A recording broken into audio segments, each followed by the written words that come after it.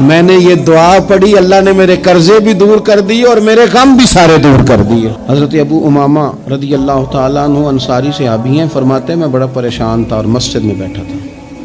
कर्ज बहुत बड़ी अज़ियत है, मकरूज कैदी है, सेहत होने के बावजूद बीमार है। हज़रत अबू उमामा रज़ी अल्लाह अन्हु फरमाते हैं मैं मस्जिद में बैठा था, कुर्बान जाएं, नबी करीम अलैहिस्सलाम तशरीफ़ लाए।